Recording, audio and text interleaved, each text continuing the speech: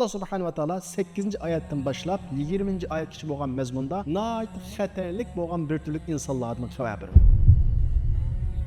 Nima uchun bir odam men mu'min, Allohga ishonaman, oxirat kuniga ishonaman deb tursa, Allah subhanahu wa ta'ala ularni mu'min emas deydi. Chunki ular Allah subhanahu wa ta'ala Qur'on Karimda mu'min emas degan kishilar mana mushu mijozlik. Alhamdulillah va salatu va salamu ala rasulillah amma ba'd. Assalomu alaykum va rahmatullohi va barakatuh qarindoshlar. Biz Allohning rahmati va fazli bilan Qur'on Karim darsimizning davomini boshlaymiz. Xabarlarda bo'lgandek biz ilgari 2 dars o'qidik. Ya'ni Sura Baqaradan jami 7 oyat o'qigan bo'ldik. Allah subhanahu wa ta'ala bu 7 oyatda 2 turli kishilardan xabar berdi. Birinchi oyatdan 5-oyatgacha bo'lgan mazmunda utuq qozongan, ya'ni dunyo va oxiratda utuq qozongan taqvodor kishilardan xabar berdi. Yani Allah subhanahu wa ta'ala qalbi durust, samimiy, men to'g'rini topsam bo'ladi degan qalbida hech qanday kibrlik bo'lmagan kishilarningki Qur'onning uniga yetakchi bo'lganligi, natijada Allohga iymon etib namoz o'qib Allohga bag'langanligi, Alloh taolo rizq qilib bergan narsalarni sarf qilish orqali jamiyatga naf yetkazganligi, ya'ni ma dunyoda utuq qozonganligi va oxiratda utuq qozonganligidan xabar bergan va ularningki Allohning hidoyati ustida mustahkam turadiganligi va ularningki ana shundoq dunyo va oxiratda haqiqiy muflihun, utuq qozong'uvchilar ekanligidan xabar bergan. Keyingi hikoyati bo'lsa Allah subhanahu wa ta'ala dal ana shundoq utuq qozongan taqvodor kishilarning aksicha eng baxtsiz insonlardan xabar bergan. Eng baxtsiz insonlar kim ekan? Hidoyatni ko'rgan, ko'rsimi qalbidagi cho'ngchilik sababli yoki u hidoyatning elib keladigan majburiyati, mas'uliyati sababli iymon etishdan bosh tortgan mana shundoq baxtsiz insonlardan xabar bergan. Endi Allah subhanahu wa ta'ala 8-oyatdan boshlab 20-oyatgacha bo'lgan mazmunda nihoyat xatarlik bo'lgan bir turlik insonlardan xabar berdi. Shuning uchun qarab qarag'an bo'lsak Allah subhanahu wa ta'ala utuq qozongan kishilarni 5 oyat isbotlagan bo'lsa, eng baxtsiz insonlarni 2 oyat isbotlagan bo'lsa, mana biz bugun o'qiydigan bu insonlarni, bu xarakterdagi kishilarni jami 12 oyat isbotladi va ularning psixik holatlarining hammasini echib tashlab berdi. Nima uchun? Biz buni tushunib, kishilarga tam o'qiyab, bu palani deyish uchun emas. Biz buni tushunib o'qib, old bilan o'zimizni tekshirib, shu kishilardan bulab qolmasligimiz uchun, qalbimizni tekshirib turishimiz uchun Allah subhanahu wa ta'ala bu oyatlarni bizga nozil qilgan. Shunga mushkil pozitsiyada bu oyatlarni o'qishimiz kerak. Xo'sh, unda bo'lsa biz darsimizni boshlaylik. Biz bugun Sura Baqaraning 8-oyatidan boshlab 20-oyatigacha bo'lgan mazmunlarni o'qiymiz. A'udhu billahi minash shaytonir rojim. Bismillahir rohmanir rohim. Wa minan nasi man yaqulu amanna billahi wa bil yawmil akhir wa ma hum bimu'minin. يخادعون الله والذين آمنوا وما يخدعون إلا أنفسهم وما يشعرون في قلوبهم مرض فزادهم الله مرضا ولهم عذاب أليم بما كانوا يكذبون وإذا قيل لهم لا تفسدوا في الأرض قالوا إنما نحن مصلحون ألا إنهم هم المفسدون ولكن لا يشعرون وإذا قيل لهم آمنوا كما آمن الناس قالوا أنؤمن كما آمن السفهاء ألا إنهم هم السفهاء ولكن لا يعلمون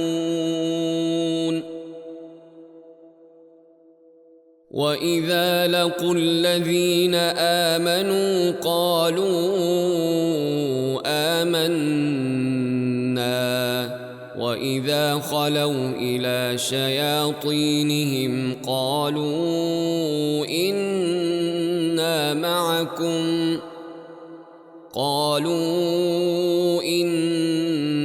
معكم إنما نحن مستهزئون الله الله يستهزئ بهم ويمدهم في طغيانهم يعمهون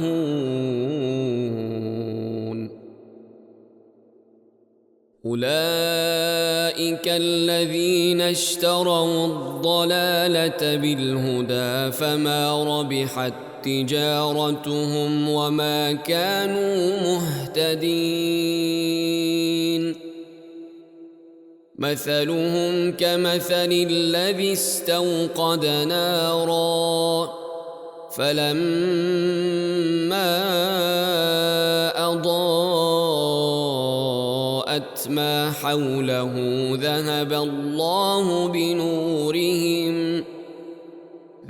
الله بنورهم وتركهم في ظلمات لا يبصرون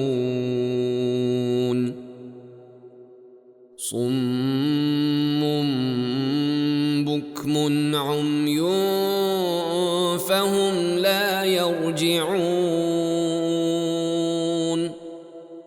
أو كصيب من السماء فيه ظلمات ورعد وبرق يجعلون أصابعهم في آذانهم من الصواعق حذر الموت والله محيط بالكافرين يكاد البرق يخطف أبصارهم كلما أضاء لهم مشوا فيه وإذا أظلم عليهم قاموا ولو شاء الله لذهب بسمعهم وأبصارهم إن الله على كل شيء قدير. Allah subhanahu wa ta'ala Sur Baqara'nın 8. ayetinde وَمِنَ النَّاسِ مَنْ يَقُولُ آمَنَّا بِاللّٰهِ وَبِالْيَوْمِ الْآخِرِ وَمَا هُمْ بِمُؤْمِنِينَ. Kişilerin içinde şundaq bir kişiler baki, ular Allah'a iman etdik, Allah'a işendik, ahiret günge işendik deydi. وَمَا هُمْ بِمُؤْمِنِينَ. Ular mümin emas deydi Allah subhanahu wa ta'ala. Öyle bakınlar, bir türlü kişiler var. Biz mümin, biz Müslüman, ahiret işinimiz deydi. Allah subhanahu wa ta'ala ular Müslüman emas deydi. Neme için bir adam men mümin, Allah'a işinimen, ahiret günge işinimen dep dursa Allah subhanahu wa ta'ala ularni mümin emas deydi. Çünkü ular egizde Allah'a işinimen deydi, ahiret günge işinimen deydi. Lekin Allah subhanahu wa ta'ala buyurgan işlerini qilmaydi. Namaz o'qimaydi. Allah subhanahu wa ta'ala buyurgan rizq bergen narsalarni sarf qilmaydi. İslam uchun bedel to'lamaydi. Ahiret günge işinimen deydi. İşinimen degan ahiret günü uchun hech qanday ish qilmaydi. Hech qanday pullarni ahiret günge evetmaydi. Ahiret hayatı uchun tayyorlik qilmaydi. Demek bir odam bir gapni egizda desam hisob emas. Men seni yaxshi ko'raman deb qo'yib turib, uni hurmat qilmasa, uning qarta hech qanday bedel to'lamasa, yaxshi ko'raman degan gapni rasul bo'lamdi? Rasul bo'lmaydi. Men yaxshi odam deb qo'yib egizda, yaxshi odam bo'lmasa, yaxshi odam bo'lamdi? Bo'lmaydi. Del shunga o'xshash iymon, islom masalasi egizda deb qo'ydigan masala emas. Musulmonning avlodi bo'lganligimiz uchun, mu'minlarning avlodi bo'lganligimiz uchun biz musulmon bo'lib qolmaymiz. Chunki biz iymon etdik deyishimiz kerak. Oxirat kunga ishondik deyishimiz kerak. Shuning bilan birga harakatimiz shunga mos bo'lishi kerak. Qur'onga ishondik degan ekanmiz, Qur'on Karim degan ishlarni hammasini qilishimiz kerak. Masalan, hozir ma'suni ishmang desam sizga, sizlar o'sini ishsanglar, menga ishonmagan bo'lamsizlar, ishongan bo'lamsizlar, ishonmagan bo'lasizlar. Men ishni qiling desam, sizlar o'shini qilmasanglar, menga ishongan bo'lamsizlar, ishonmaganmi?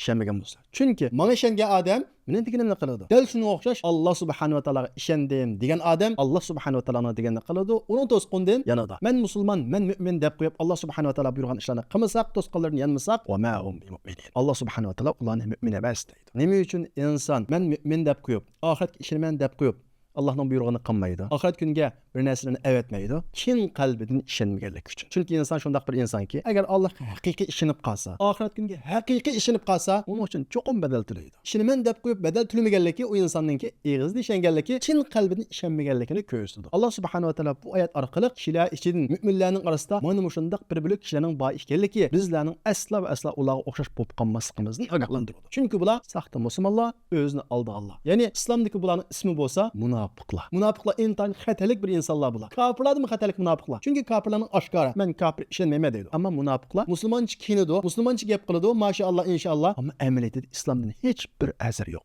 Yolg'a aytadi, boshqalarning haqqini yevaladi, namoz o'qimaydi, oxirat uchun hech qanday ish qilmaydi, xuddi kofirdek yashaydi. Mana bu insonlar o'zini aldaydi, jamiyatni aldaydi, lekin Allohni aldayolmaydi. Shu Alloh subhanahu va taolo bu oyatda mana shu turli kishilarni xabar berib, ular mu'min emas deydi. Endi biz qanday qilamiz bu oyatni o'qigandan keyin o'zimizni tekshirib, Allohga ishonaman degan so'zimda rostchiman. Rostchi bo'lsam Alloh subhanahu va taoloning buyruqlariga ig'ri kelamdi, ijro qilamdim, to'sqanlardan yondimmi, yonmayotgandim. Bu haqida o'zimizni bir so'rashimiz kerak. Agar xato ketgan bo'lsak, ma oyatda bayon qilingan kishilarga o'xshab qolg'ili qolgan bo'lsak, darhol tövbe qilishimiz kerak. Yuxadi'unalloha vallazina amanu va ma yaxda'una illa anfusahum va ma yashkurun. Ular Allohni va mu'minlarni aldamoqchi bo'ladi. Amaliyotda ular tuymasdan o'zlarini aldaydi deydi. Ya'ni bu turli kishilar musulmonlarning orasiga kirib olib, men musulmon deb qo'yib, oxirat kuniga ishonaman deb qo'yib, Allohni aldayman deb o'ylaydi. Mu'minlarni aldayman deb o'ylaydi, lekin ular kimni aldaydi?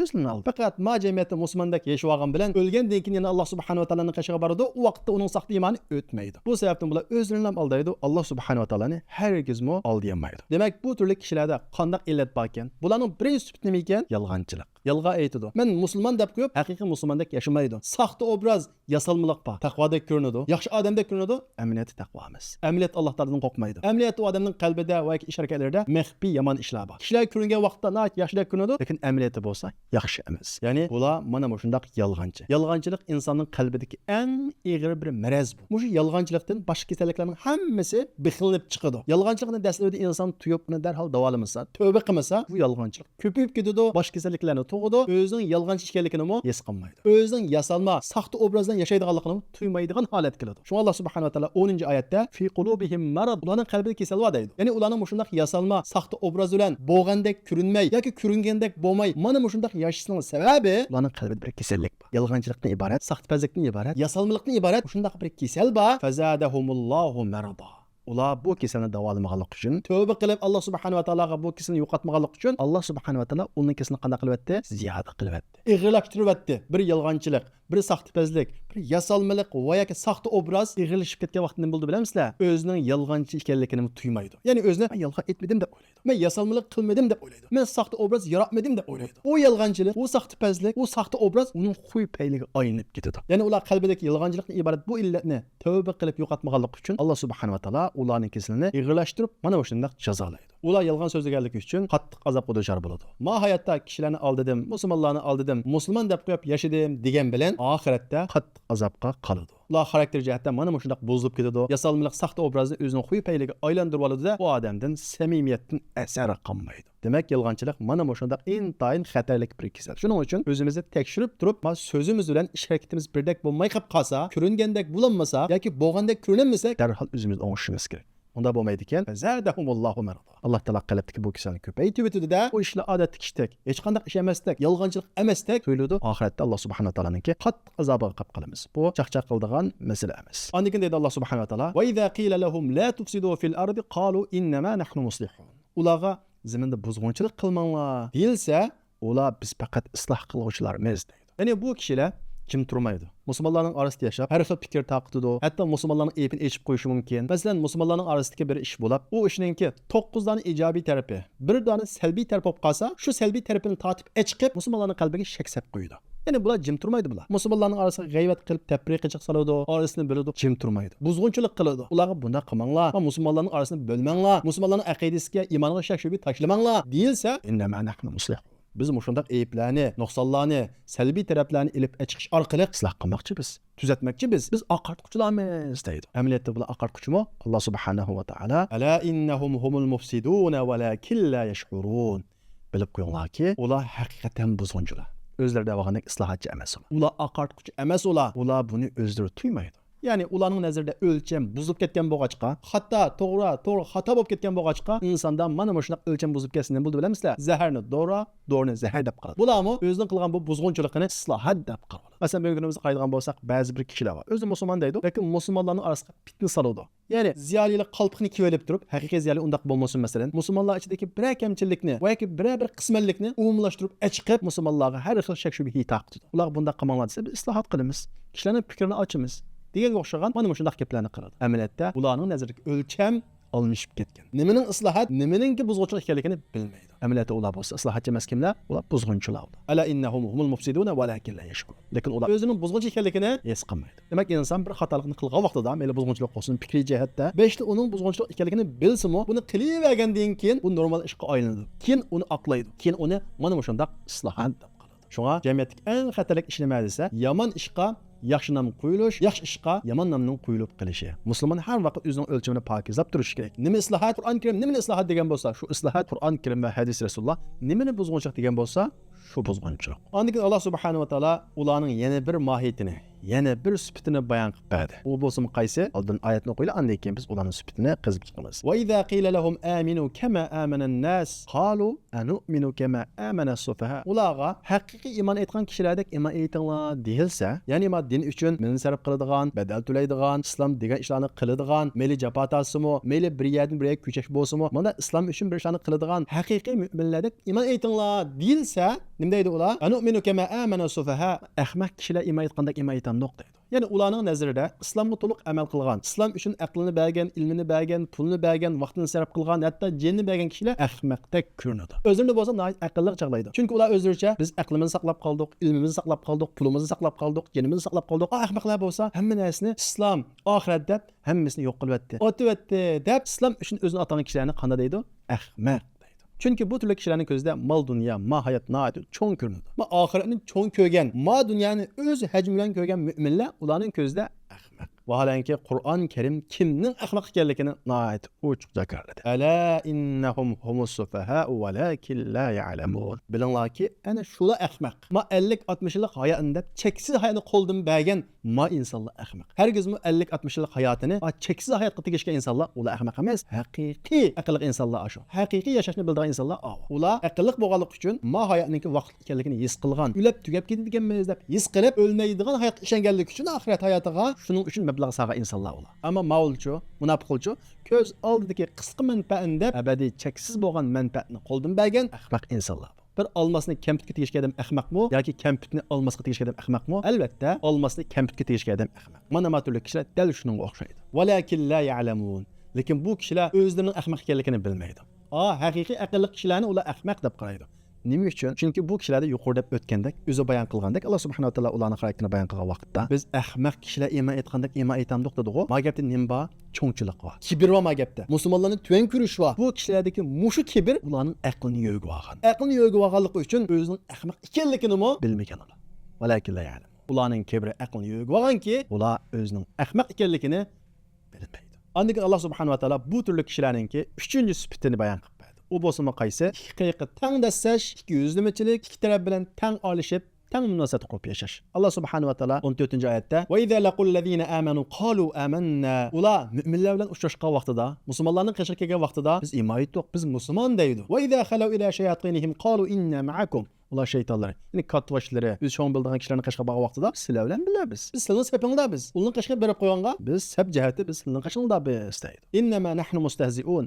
Biz faqat ularni masxara qilib qo'yamiz. Gaplarni tinglab, jannat desa, do'zax desa, ishimizni kulib, ularni masxara qilib qo'yamiz. Lekin amaliy sab jihatda biz sizlar bilan birga dedi. Qaranglar, bu kishilar mana shunday xatarli kishilar. Hamma taraf bilan olisha oladi. Hamma taraf bilan yiqilisha oladi. Musulmon bilan yaqin do'stlik o'talaydi. Islomga ochiq dushmanlik qilgan kishilar bilanmi do'st og'ayn bo'lib, ham suhbat, dasturxonda birga o'tira oladi. Ular bilan mana shunday suhbatlasha oladi. Uning qashqa vaqtida nima deydi? Musulmonlar bilan birga o'tirib, uni masxara qilib qo'yamiz deydi. Nima uchun bunday deydi bilamizlar? Chunki bunday kishilar musulmonlar orasiga kirgan vaqtida qo'yning qo'zidak nihoyat yavash. Nihoyat itoatman bo'la oladi bular. Bu xil yavaşlik, itoatmanlik ularning nafsiga ig'ir keladi. Uni izidi. Shunga o'zininki shaytonlarning qashqa, katvalarning qashqa, o'zi ishini davom kishilarning qashqa kelgan vaqtida biz uni masxara qilib dish orqali o'zining bu xil izilgan ruhiy holatidan qutulmoqchi bo'ladi. Shundaqla bu turli kishilarning eng chong ojizligi nima desanglar, bu odamlar qo'rqinchoq. Bularda shijoat, jur'at yo'q. Bu sababdan bular o'zlarining maydonini oshkorlayolmaydi. Bular maydonsiz insonlar. Xomilyon xarakterga, xomilyon mijozga ega insonlar bular. Nega bo'lsa, shu yangi rangga kiralaydi. Ammo mu'min uchun bir rangi bo'ladi, bir siziqi bo'ladi, shu siziqdan o'tmaydi.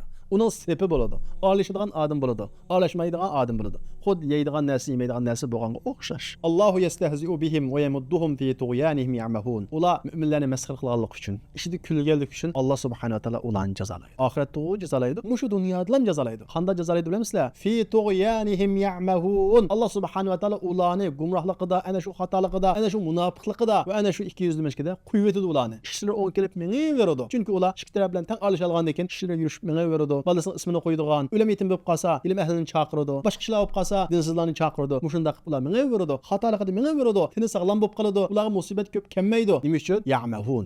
Texmi cho'ng qilish uchun, texmi haddini eshish uchun Alloh subhanahu va taolo musibatlarni yaxshi ko'rgan bandasiga beradi. Nimishqa? Chunki bir banda xatolashgan vaqtida Alloh subhanahu va taolo u bandaga musibat berish orqali u bandani o'ziga qaytirishni irada qiladi. Masalan, bir inson qalbi qetib qolgan bo'lsa va Alloh subhanahu va taolo yiroqlashgan bo'lsa, Alloh subhanahu va taolo u bandaga shunday bir musibat beradiki, u musibat bilan u inson uyg'onadi. Cho'chiydi. Tövbe qiladi. Alloh qaytadi. Lekin munofiqlarga ko'p musibat bermaydi. Ularni cho'chitmaydi, ularni o'yg'atmaydi. Ularni ana shu ozg'unligida qo'yib beraveradi. Ular cho'nqilab miniveradi. Fi tughyanihim ya'mahun. Ularning ikkinchi uchraydigan jazosi bo'lsa, Alloh subhanahu va taolo tarafidan ular tingirqan holda yashaydi. Ya'ni ular ruhiy holatda gangraydi. Ular ruhiy holatda xotirjam emas ular. Ma tarafga berib musulmonlarga yaxshi bo'lmasdagi, yana bir tarafga kirib ularga yaxshi bo'lmasdagi, ularning ruhiy holati mana shunday tingirqash va gangrash ichida bo'ladi. Ya'ni ular Alloh subhanahu va taolo tarafidan mana shunday psixikalik vahimaga mubtalo bo'ladi-da, ular do'zax kirishdan ilgari mohiyatda mana shunday azob uchraydi. Alloh subhanahu va taolo 16-oyatda ularning o'ynagan bu o'yinninki nima bilan oxirlashganligini xabar berib, ulaikallazina ishtarav-dalalata bil-huda fama rabihat tijaratuhum wa ma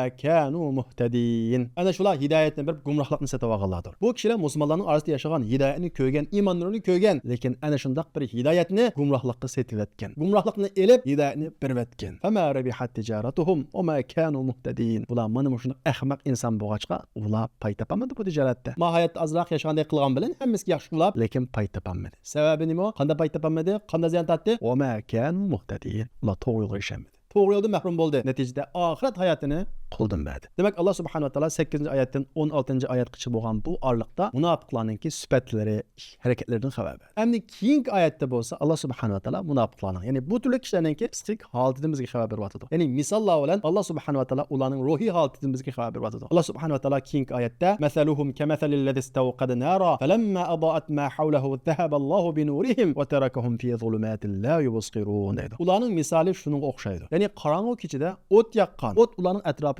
yuritgan. Alloh taolo ularning nurini elib ketgan va ular qorong'ulik ichida ko'rolmaydigan holatda qilib qolgan kishiga o'xshaydi deydi. Ya'ni Alloh subhanahu va taolo bu oyat orqali bu kishilarning ruhiy holatini bir qorong'ulikda o't yaqqan, o't yuritgan, atrofini ko'rgan vaqtida o'tning foydalanmaganlik uchun, nurdan foydalanib mangmaganlik uchun Alloh subhanahu va taolo o'tning nurini elib ketgan. Alloh subhanahu va taolo o'tning nurini elib ketgandan keyin ular qorong'uda, tun kechida tengirqash ichida qolgan odamga o'xshatdi. Ya'ni munofiqlarning ichki holati mana shunday. Ular hidoyatdan iborat mana shunday nurdan foydalanmadi. Alloh subhanahu va taolo hidoyatni ulardan elib ketdi. Ularning qalbida ajoyib bir tengirqash bo'ldi. Xuddi bu kishilar zulmatlik tun kechida qolgan kishilarga o'xshash, nəhayət qorxunç vahimi içinde yaşaydı. Ular şu derecede korkunç vahim içinde yaşaydı ki ichki dünyasida sommun, bukmun, umyun fahum la yerciun. Ular gaz, haqiqatni anglamaydi ular. O korkunç içinde mağanın menfaatini qilib qalamanmiki, anında menfaatini qilib qalamanmiki deb ular haqiqatni so'zlamaydi, haqiqatni anglamaydi, haqiqatni ular ko'rmaydi. Chunki Alloh subhanahu va taolo ulardan hidoyatning nurini elib ketgan. Fahum la yerciun. Ular qaytmaydi ular. Chunki ular hidoyatdan foydalanmadi. Foydalanmagandan keyin Alloh subhanahu va taolo ularning hidoyatini elib ketdi. Elib ketgandan keyin ular endi to'g'ri yo'lga qaytmaydi.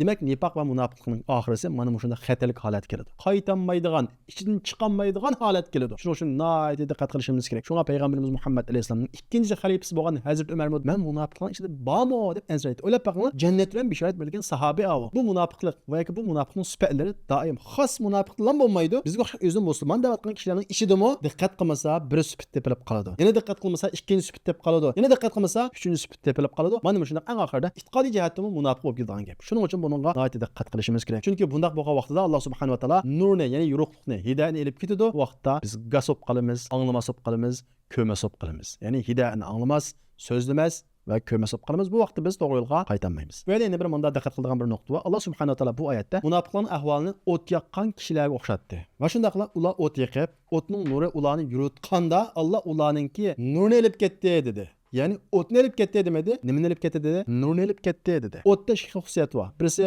yo'qlik chiqaradi, yana birisi ko'ydiradi. Alloh subhanahu va taolo munofiqlar o hidoyatning nuridan foydalanmaganligi uchun u hidoyatning nurni elib ketdi. Ya'ni o'tning nurni elib ketdi, o'tning ko'ydiradigan taraf qolib qoldi. Ya'ni azobi qolib qoldi. Hidoyatdan foydalanmaganligi uchun ularning qalbida xuddi o't ko'ydirganga o'xshash ularni azoblaydigan bir ish qolib qoldi deganga ishorat qilgan bo'lishi mumkin. Alloh eng to'g'risini bilguchi. Uning keyingi oyatda Alloh subhanahu va taolo munofiqlarning ichki holatini yana bir misoldan sifatladi.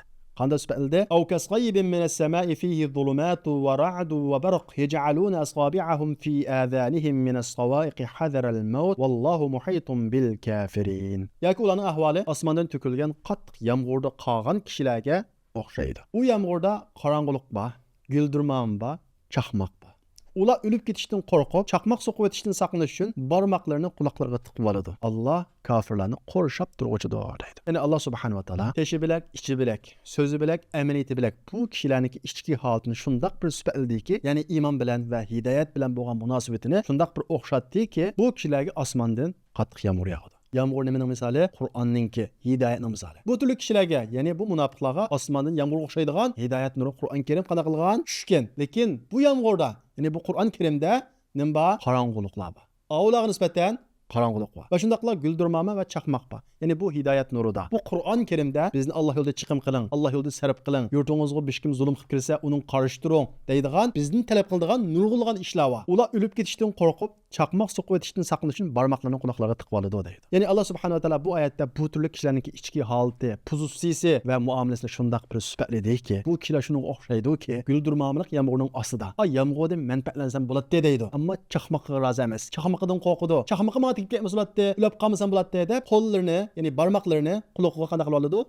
Tiqib oladi. Ya'ni bular Qur'on Karimning manfaatlangan taraf bo'lsa, mendan hech narsa talab qilmaydigan, men oladigan yeri bo'lsa oson bo'ladi. Ammo men beradigan, mening vaqtimni oladigan, mening pulimni oladigan, mendan vaqt kes, jinimni oladigan bundaq ishlarga men yo'liqmasam bo'ladi, men o'lab qolmasam bo'ladi, melim oz qolmasa bo'ladi deb mana bu shundaq badal to'laydigan yerga vaqtida barmoqlarini quloqlariga tiqib oladigan kishilarga o'xshatdi Alloh subhanahu.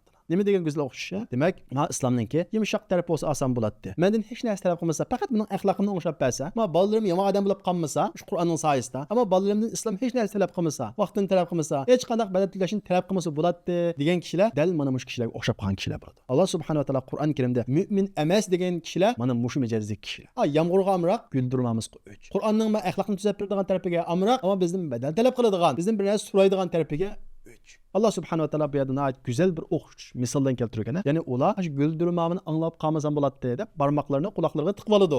Xuddi munofiqlarga o'xshash. Munofiqlar shu jihad oyatini anglab qolmasam bo'ladi. Zakat birin degan oyatni anglab qolmasam bo'ladi deb yiroq yashaydi. Jihad tabliğlari chiqsa, qo'rqib ketadi, siqilib ketadi. Zakat haqida gap qilsa, ichi pushib qoladi yoki ichi siqilib qoladi. Dal bu nimaga o'xshaydi? Shu barmoqlarini quloqlariga tiqib olgan kishilarga o'xshaydi. Ya'ni ular islomning foydali tarafini oladi. Hech narsa talab qilmaydigan tarafini oladi, ammo islom uchun badal to'laydigan yerlarda barmoqlarini quloqlariga tiqib oladi. Vallahu muhitun bil kafirin. Allah subhanahu wa taala ularni qo'rshab turguchidir. Ularni bilib turadi Alloh subhanahu wa taala. Nimani ko'zlaganini, nimidan qochqanini bilib turadi. Buni aqlliqlik qilib, ba'zi bir bahonalar bilan, foyda kelgan vaqtda hech qanday bahona yo'q. Bunda badal to'laydigan vaqtda nurg'un bahonalar bizni elib qechyapti deb aqlliqlarcha. Allohu muhitun bil kafirin. Alloh taolo kofirlarni qo'rshab turguchi deydi. Ularning oldini, keyinni, mingistikini, yurukidikini hammani biladi deydi Alloh subhanahu wa taolo.